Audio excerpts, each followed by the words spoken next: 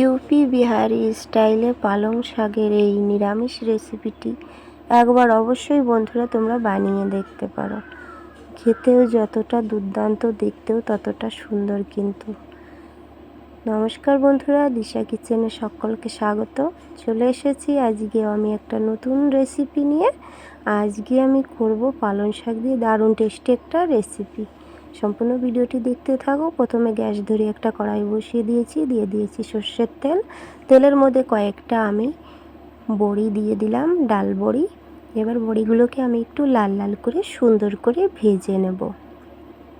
খুন্তির সাহায্যে নাড়িয়ে চাড়িয়ে এপিট ওপিট করে সুন্দর করে লাল লাল করে আমি এখানে ভেজে নিয়েছি। এবার ডাল বড়িগুলো আমি তুলে নেব। আর ততক্ষণে যে সকল বন্ধুরা আমার চ্যানেলটিকে সাবস্ক্রাইব করনি, প্লিজ সাবস্ক্রাইব করে নাও। এবার ডাল বড়িগুলোকে আমি তুলে নিয়েছি। এবার ওই তেলের মধ্যে ফোড়নে দিয়ে দেব 5 ফোড়ন আর কয়েকটা শুকনো লঙ্কা। ফোড়নটা লাল লাল হয়ে গেলে আমি দিয়ে দেব তেলের মধ্যে 2 বড় সাইজের নতুন আলু, ডুমো ডুমো করে কেটে রাখা। আলুটা দিয়েও একটু কিছুক্ষণ আমি ভেজে নিয়েছি। এখন আমি দিয়ে দেব পরিমাণ মতো হলুদ, পরিমাণ মতো লবণ হলুদ দিয়ে আবার আমি ভেজে নেব কিছুক্ষণ ভেজে নিয়ে কয়েকটা চেরা কাঁচা লঙ্কা দিয়ে দেব। লঙ্কার ভাগটা একটু বেশি দিচ্ছি, এই লঙ্কাতে কিন্তু ঝাল নেই তেমন একটা, সেজন্য লঙ্কাটা একটু বেশি দিয়েছি। আর এখানে আমি একটা বড় সাইজের বেগুন কেটে নিয়েছি ডুমো ডুমো করে, বেগুনটাকেও দিয়ে দিয়েছি। বেগুনটা দিয়েও আরও কিছুক্ষণ ভেজে নেব। বেগুনটাকেও সুন্দর করে আমি যে এখানে ভেজে নিয়েছি। এবার আমি দিয়ে দেব পালং শাকটা আমি সুন্দর করে ধুয়ে কেটে নিয়েছি। এবার পালং শাকটাও দিয়ে দিলাম। আর এই পালং শাকের এই রেসিপিটি কিন্তু সম্পূর্ণ ইউপির স্টাইলে। এভাবে নিরামিষ পালং শাক অবশ্যই তোমরা একদিন বানিয়ে দেখতে পারো, দুর্দান্ত খেতে হয়। পালং শাকটা আমি অর্ধেকটা দিয়েছি, আর কড়াইতে ধরছে না যেহেতু, সেজন্য কিন্তু আমি বাকিটা পালং শাক আবার দেব।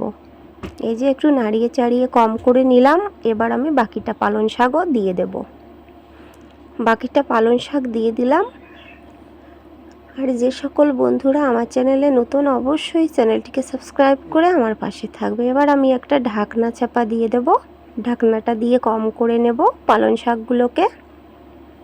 ঢাকনাটা দিয়ে আমি 2 মিনিট মতো রেখেছি। এবার ঢাকনাটা সরিয়ে নিলাম।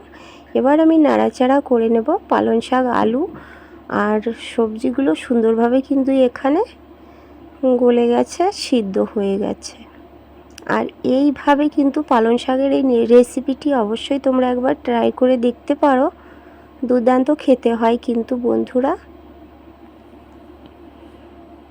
তো পালং শাকটাকে কিন্তু এভাবে নেড়ে যেতে হবে একভাবে। মাঝে মাঝে ঢাকনা চাপা দিয়ে দেব, আবার মাঝে মাঝে খুলবো, আবার একটু নাড়িয়ে চাড়িয়ে আবার ঢেকে দেবো। এই যে আমি আবার ঢেকে দিলাম, আবার খুলে নিচ্ছি। আর এর মধ্যে 1 চিমটি পরিমাণও জল দেওয়া লাগবে না।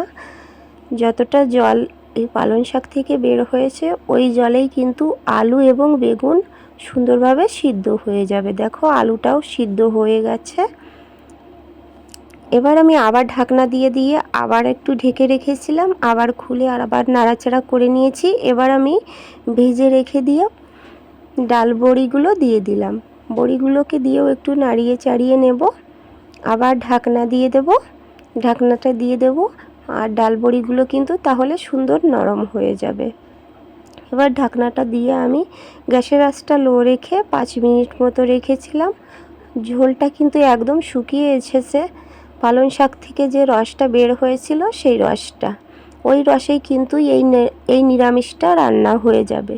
পালং শাক থেকে যে জলটা বের হয় সেই জলেই কিন্তু পুরো সবজিটা রান্না হয়ে যায়। আর দেখো বন্ধুরা কতটা সুন্দর লাগছে, অবশ্যই একবার বানিয়ে দেখতে পারো এভাবে, দুর্দান্ত খেতে হয়। দুপুরবেলা গরম গরম ভাতের সঙ্গে নিরামিষ দিনে এভাবে নিরামিষের এই পালং শাকের রেসিপিটি বানিয়ে দিলে যে কেউ কিন্তু খেয়ে নেবে, খুব পছন্দ করবে। আর বারবার বাড়ির লোকে বলবে এভাবে পালং শাকের এই রেসিপিটি বানিয়ে দাও। আমার রান্নাটা কমপ্লিট। আমি এবার একটা প্লেটের মধ্যে তুলে নিলাম।